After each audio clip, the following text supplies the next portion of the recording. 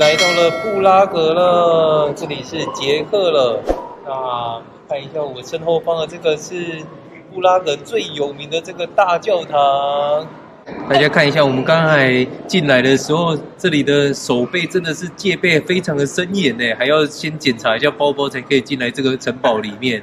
然后我们刚才一路走都有看到很多警察在里面巡逻。那我们今天会带大家参观整个布拉格的这个城堡。那我们跟着我们一起脚步走咯。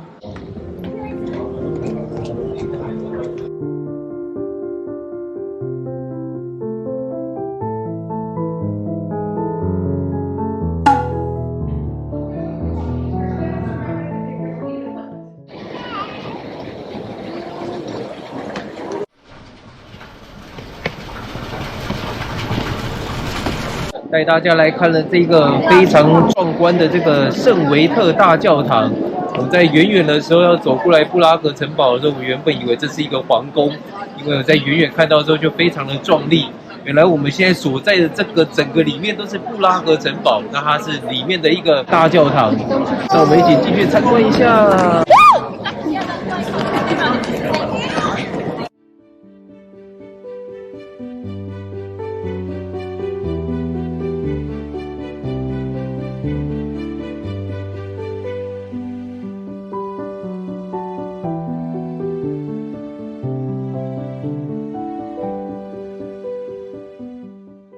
在进来这个教堂这边，外面这一圈是不用钱的，但是如果要进去里面的话，就是要买票咯。去那边。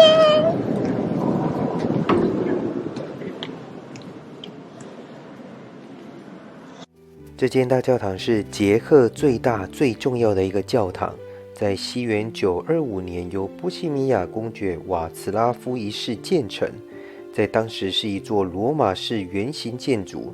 而我们现今看到的教堂是由1344年查理四世下令在原教堂的基础上建造的一座哥德式的教堂。那这间教堂是一直到20世纪初才修建完成。从它的内部我们可以清楚地看到，这间是非常典型的哥德式的建筑，它的高耸直达天顶。再来是这间的教堂灯光非常明亮，有别于我们参观过的一些教堂的风格。来到圣维特大教堂，绝对可以让大家拍到美美的完美照。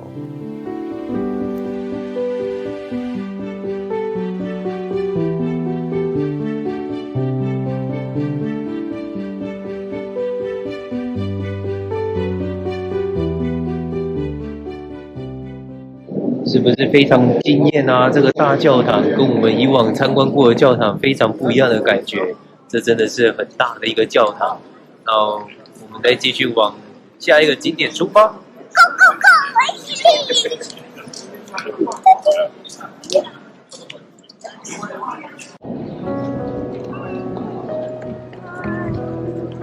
圣维特教堂的旁边，在旧皇宫这一带，这里有一个雕像，这个就是圣乔治的雕像了。参观完这间圣维特主教教堂之后，在它的旁边而已，这里就是布拉格的老皇宫。哎呀，走走走！他们这边也有0欧元的纪念币。等一下，等先。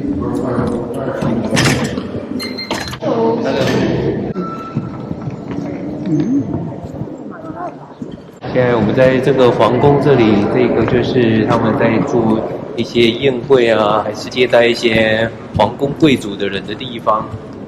看一下捷克的国旗。稍微冰了，只是少了一个太阳。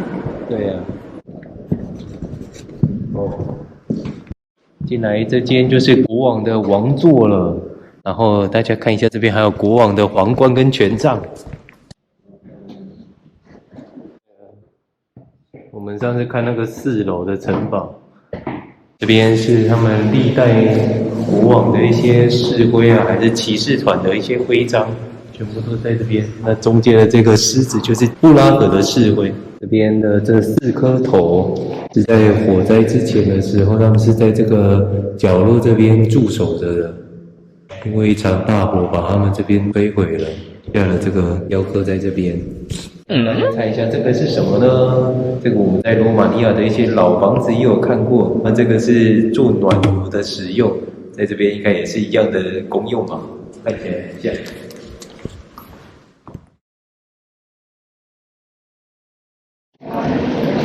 老皇宫逛完了，它的正前方又是一个我们的路线之一。这个是圣乔治教堂。这间教堂全部都是这种石头堆砌而成的这种石座的教堂。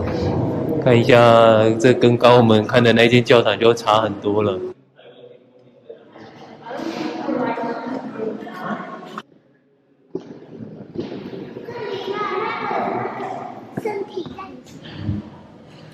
这是圣卢米塔的雕像，那他的遗体也是安葬于这间教堂里面的。他现在也是圣人之一的。他曾经也是一位公主，他的儿子呢也是一样葬身在这个教堂这边。那他儿子为他们所建立的这间教堂。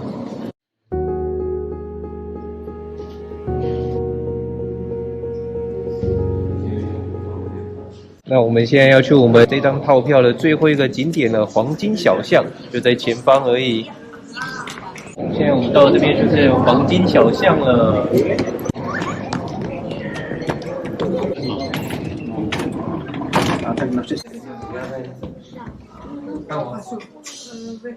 这边应该就是他们的军备库了，这里一堆这个皇室的铠甲，还有他们的一些武器。刚刚说布拉格这边的城堡都没有宝物，原来他们的宝物全部都是在这个黄金小巷这边，这里就有他们的一些铠甲。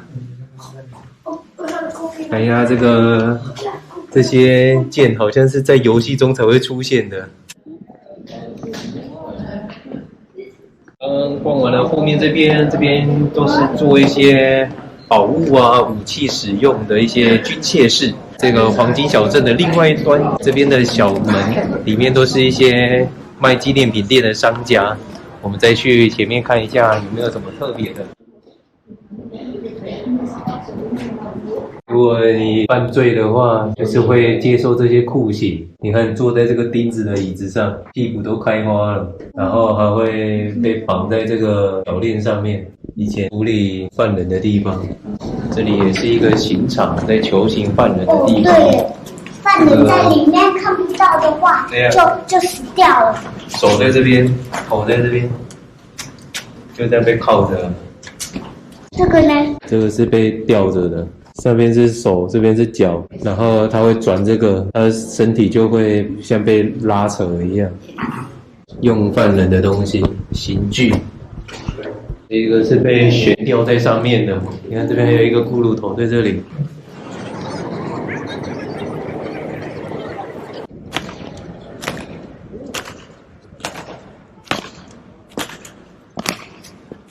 这里就是进入布拉格城堡的地方，马提亚斯门。刚好遇到有卫兵下哨了。我们现在出来布拉格的城堡了。那我们今天布拉格城堡一日就到这边，大家可以看一下这边的整个布拉格风景，超漂亮的。